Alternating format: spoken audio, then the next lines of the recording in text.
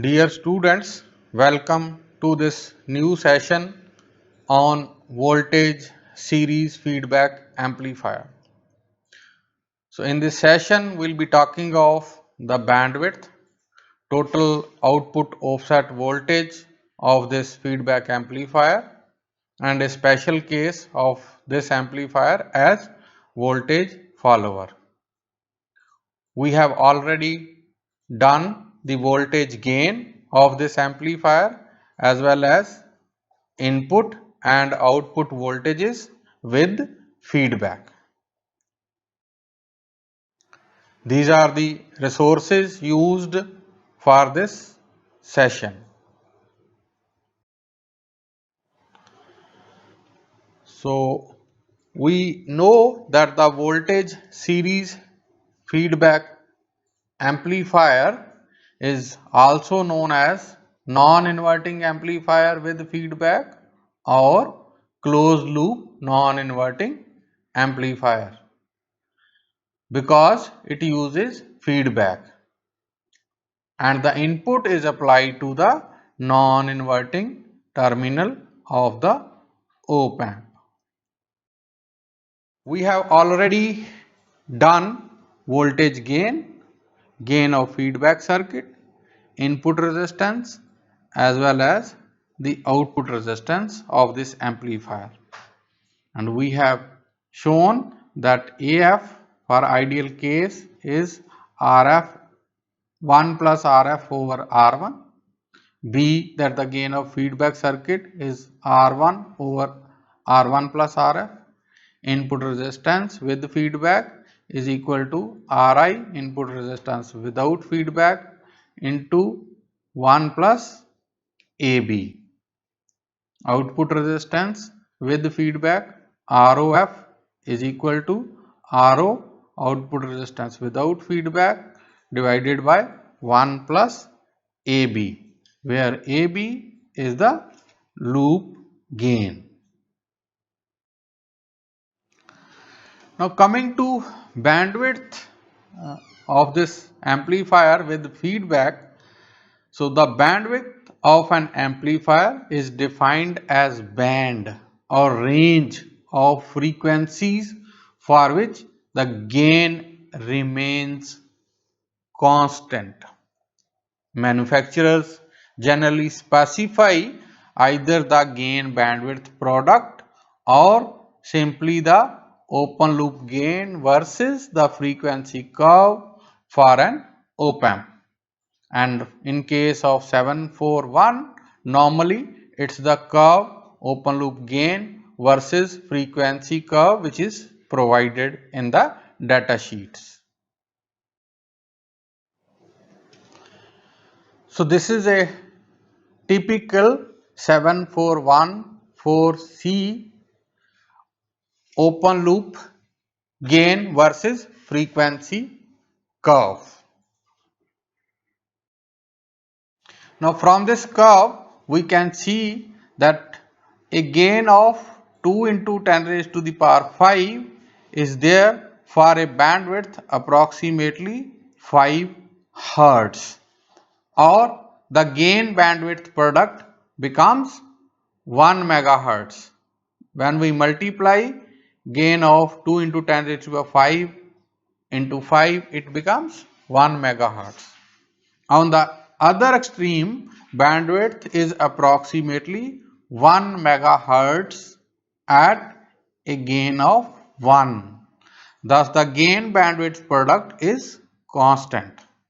However, this holds true only for op amps like 741 that has just one breakaway frequency below unity gain bandwidth. So for 741, 5 hertz is the break frequency and the frequency at which gain is 3 dB, down the value at 0 hertz, and we will denote it by F0. This is the case. Now we already know that 3 dB gain means 50 percent power or 0.707 of amplitude, and this is also called cutoff or break frequency. So the frequency at which gain equals 1 is known as unity gain bandwidth, and it is called UGB.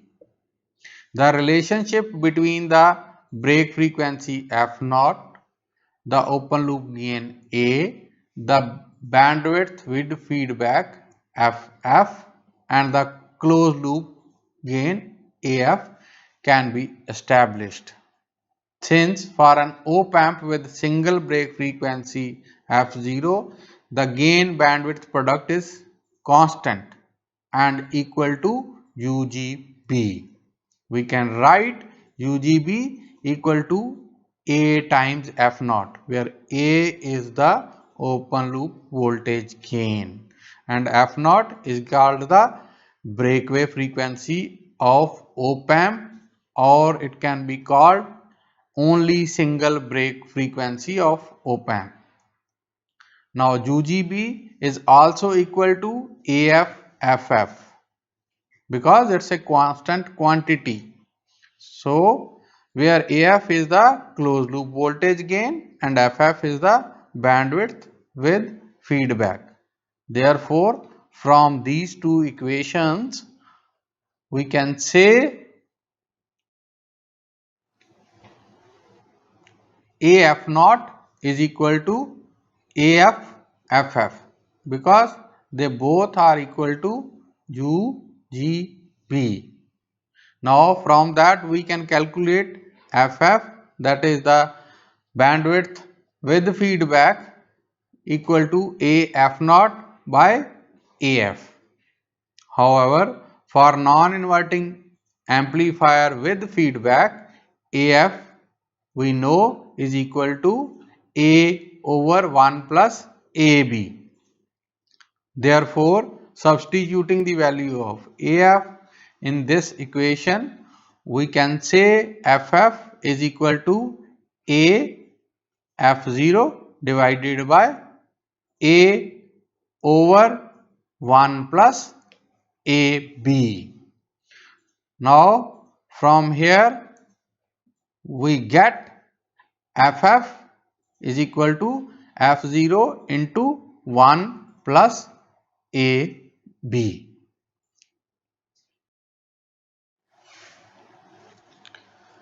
The next parameter is total output offset voltage with feedback.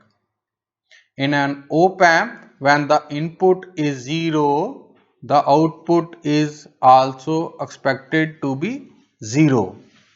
However, because of the effect of input offset voltage and current, which we studied earlier in the beginning of this chapter, the output is significantly larger.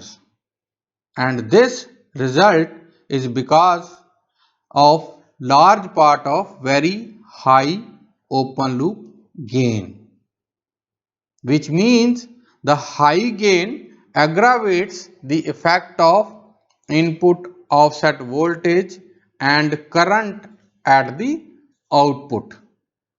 We call this enhanced output voltage the total output offset voltage, VOOT.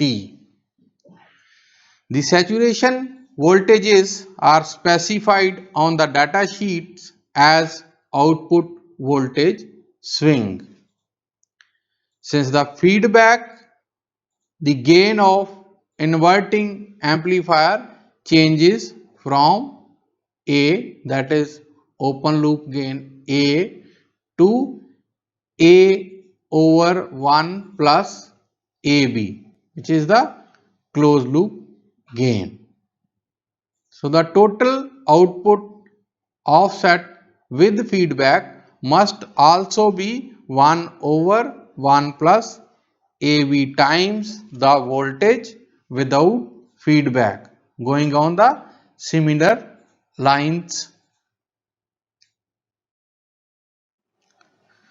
So the total output offset voltage with feedback is equal to the total output offset voltage without feedback over 1 plus AB, or VOOT, that we say it as total output offset voltage with feedback is equal to plus minus VSAT over 1 plus AB, where 1 over 1 plus AB is always less than 1, and VSAT, that is the saturation voltage, is the maximum voltage the op amp can reach.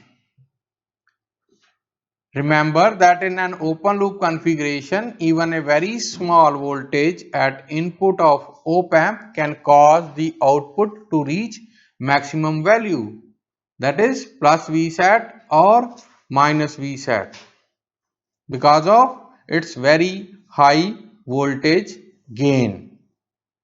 According to this equation, for a given op amp circuit, the VOOT is either positive or negative voltage, because VSAT can be either positive or negative.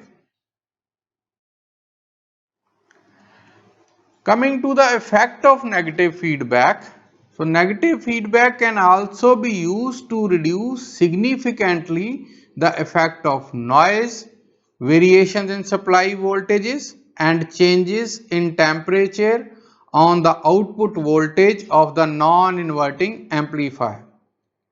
In fact, higher the value of 1 plus AB, the smaller is the effect of noise and of variations in the supply voltages and changes in temperature on the output voltage of a non-inverting amplifier. The voltage series feedback amplifier has a very high input resistance, very low output resistance, stable voltage gain, large bandwidth, and very little, ideally zero, output offset voltage. This is because of the negative feedback. Voltage follower. This is the special case of voltage series feedback amplifier. So the lowest gain that can be obtained from a non-inverting amplifier with feedback is 1. When the non-inverting amplifier is configured for unity gain, it is called voltage follower, because the output voltage is equal to and in phase with the input. In other words, in the voltage follower, the output voltage follows the input. It has much higher input resistance and the output amplitude is equal to the input, which made it preferable over discrete emitter follows. Now, to obtain the voltage follower from non-inverting amplifier, simply open circuit R1 and short circuit RF. The resulting circuit is shown below.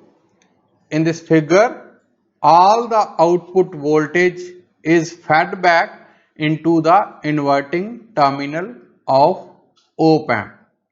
Consequently, the gain of feedback circuit is 1. This means B is equal to AF is equal to 1. Since the voltage follower is a special case of non-inverting amplifier, all the formulas developed for the latter are indeed applicable to the former. except that the gain of feedback circuit is 1. Now AF becomes 1 or IF becomes AR1 or OF becomes RO by A, FF is equal to AF naught and VOOT is equal to plus minus VSAT by A.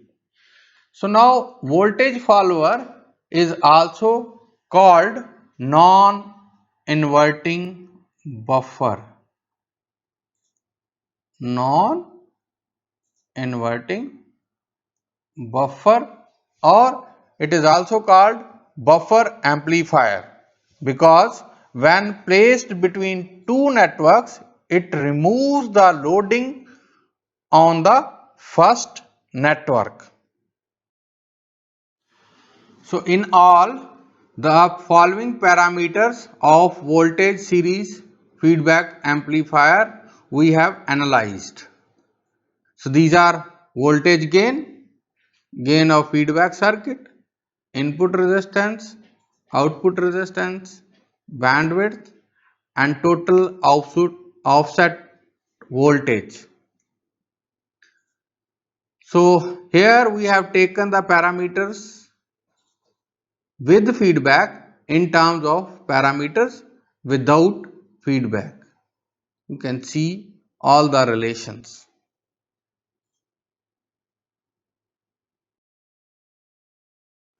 So in the next class we will be talking of voltage shunt feedback amplifier.